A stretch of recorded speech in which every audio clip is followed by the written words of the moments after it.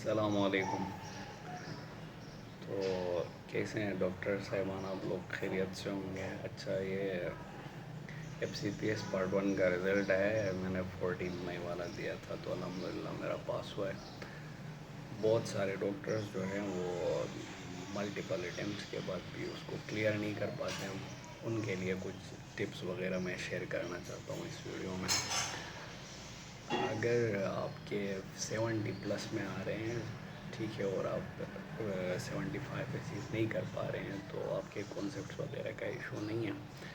آپ لوگ یہ جو ریسورسز اویلیبل ہوتے ہیں، SK ہے، AA ہے، رفیع اللہ وغیرہ ہے، ان پہ ریلائی کر سکتے ہیں۔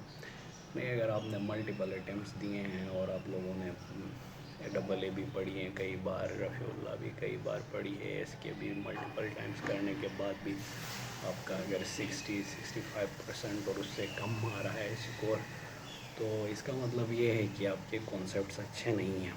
تو آپ لوگوں کو یہ کرنا چاہیے کہ آپ لوگ یہ ریسورسز چھوڑ دیں۔ SK یہ ہو گیا آپ کے AA اور رفیع اللہ وغیرہ، ان میں موسٹلی ریکاز جو ہوتے ہیں وہ انہوں نے کولیکٹ کر کے کچھ MCQs جنریٹ کیے ہوتے ہیں، اکثر پور ریکاز بھی ہوتی ہیں تو آپ لوگ کو مس کر جاتے ہیں۔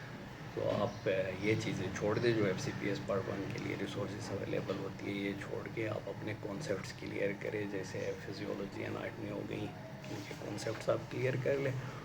اور مزے کی بات یہ ہے کہ FCPS میں جو چیزیں پوچھی جاتی ہیں، ایون فزیولوجی کی، اناٹمی کی، بایو کیمسٹری کی، وہ خشک اناٹمی، خشک بایو کیمسٹری، خشک فزیولوجی نہیں پوچھتے، بلکہ اناٹمی کا کوئی چیز پوچھنا ہو تو وہ سرجیکل جو امپورٹنٹ کلینکل اناٹمی ہے وہ پوچھتے ہیں۔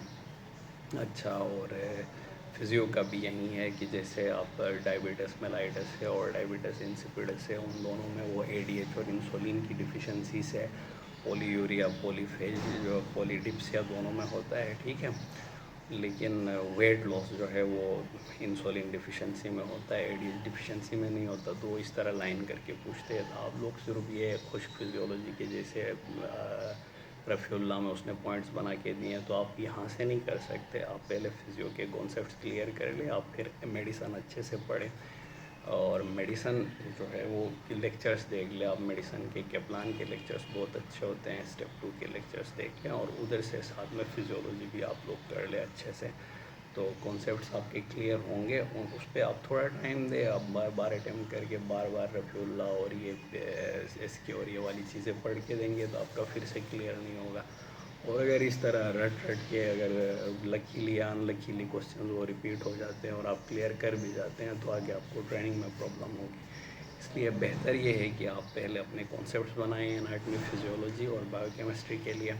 اور فزیولوجی کے میرے اس چینل پہ کچھ ریسپائریٹری فزیولوجی، انڈوکرائن فزیولوجی کے لیکچرز بھی پڑھے ہیں، جو میں جب 3rd ایئر میں تھا میں نے اپنے USMLE اسٹیپ 1 کے لیے بنائے تھے، وہ بہت زیادہ کام آتے ہیں یہاں پہ۔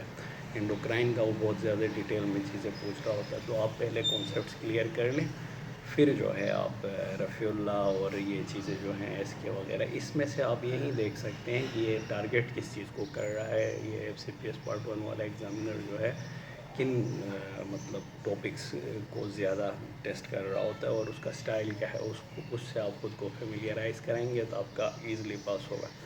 میں نے یہ میرے خیال میں پریپریشن کوئی 1 منتھ کی تھی، اس میں نے بس یہی دیکھا کہ کون سے ٹاپکس زیادہ وہ ٹیسٹ کرتا ہے اور اس کا سٹائل کیا ہوتا ہے پوچھنے کا، اس سے خود کو فیملیئرائز کیا، اس کے بعد یہ کلیئر ہو گیا۔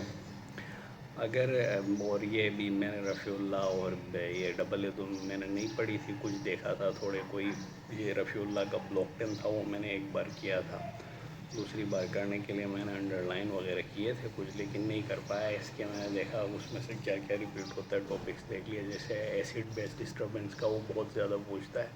جیسے اگر کرونک لیور ڈیزیز کا پیشنٹ ہے، اسے SITs ہوا ہے تو الڈوسٹیرون کیا ہوگا، اور الڈوسٹیرون جب اس کا بڑھتا ہے، ٹھیک ہے، کیونکہ والیوم ڈپلیشن ہوتی ہے، ٹوٹل باڈی والیوم تو بڑھ جاتا ہے لیکن ویسلز میں جو افیکٹو والیوم ہے وہ کم ہوتا ہے، رینل بلڈ فلو ڈیکریز ہوتا ہے، رینل اینجیوٹینسن، الڈوسٹیرون سسٹم ایکٹیویٹ ہوتا ہے۔ الڈوسٹیرون جب بڑھے گا تو پوٹیشیم ڈیکریز ہوگا، ہائپوکلیمیا ہوگا، بائیکارب انکریز ہوگا، میٹابولک الکلوزس ہوگی، تو وہ ان چیزوں کو 1 لائنر فارم میں ہٹ کرتا ہے۔ تو آپ اس کو یاد نہیں رکھ سکتے کہ بھائی اس میں یہ انکریز ہوگا، نہیں، اس کو آپ نے سمجھنا ہے پہلے۔ रीनिन एंजियोटेंसिन एल्डोस्टेरोन सिस्टम का आपको सही से आइडिया होना चाहिए, ठीक है। फिर इसी तरह के कंजस्टिव हार्ट फेलियर में भी मेटाबॉलिक अल्कलोसिस होती है, वहीं एल्डोस्टेरोन की वजह से वो एल्डोस्टेरोन की लाइन बना के पूछ रहा होता है, ठीक है। इसी तरह एल्डोस्टेरोन अगर बढ़ रहा है तो आपका पोटेशियम बहुत ज़्यादा ड्रॉप होगा, ठीक है। तो मतलब इसको मेरे कहने का मकसद ये है कि आपने पहले चीज़ें समझनी है। अगर लेट से कुछ स्टूडेंट्स ऐसे हैं जिनका स्टेप 1 भी क्लियर है, 2 भी क्लियर है, वो 70 स्कोर करते हैं जब इधर FCPS में बैठ जाते हैं और मल्टीपल अटेम्प्ट्स में 70 स्कोर करके नहीं कर पाते, उनका फिर ये इशू होता है कि उनके कॉन्सेप्ट्स अच्छे होते हैं क्योंकि उन्होंने वो जो असेंबली के रिसोर्सेज से आप पढ़ेंगे तो आपके कॉन्सेप्ट्स अच्छे बनेंगे, लेकिन उनको ये पता नहीं होता कि ये किस तरह हिट कर रहा होता है। जो असेंबली में वहीं जो मैंने बताया जैसे डायबिटस मेलाइटिस और इंसिपिडस का, वो आपको बहुत बड़ा सिनेरियो देते हो, उसको पढ़ते वक्त उस पेशेंट्स की प्रेजेंटेशन वगैरह गुजरते वक्त आपका दिमाग उसको प्रोसेस करता है और आप पहुंच जाते हो, उनको में डिफ्रेंशिएट कर सकते हो। लेकिन वो इस तरह लाइन बना के देता है कि ADH डिफिशेंसी और इंसुलिन डिफिशेंसी में नीचे कौन सा नहीं होगा, इंसुलिन ADH डिफिशेंसी में कौन सा नहीं होगा और इंसुलिन डिफिशेंसी में होता है, इस तरह वन लाइनर बनाता है, दिमाग में नहीं आता है। फिर इस तरह जो इनको कॉन्सेप्चुअली पता है लेकिन वो एकदम से रिकॉल नहीं कर सकते कि इंसुलिन डिफिशिएंसी में वेट लॉस भी होता है।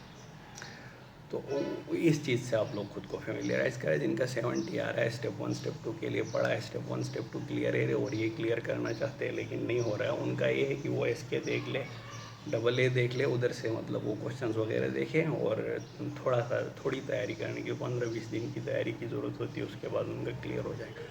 लेकिन जो मल्टीपल अटैम्प्ट दे चुके हैं, मल्टीपल टाइम्स उन्होंने रफ़ीउल्लाह पढ़ी है सारी, पता नहीं SK कितनी बार की है, फिर भी उनका स्कोर 60s में आ रहा है, ठीक है।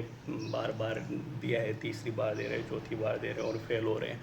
तो उनको ये करना चाहिए ये रिसोर्सेज छोड़ दें, क्योंकि इसमें से आप वहीं उससे टॉपिक आप एक्सट्रैक्ट कर सकते हैं किन किन टॉपिक्स को वो टारगेट कर रहा है FCPS वाला।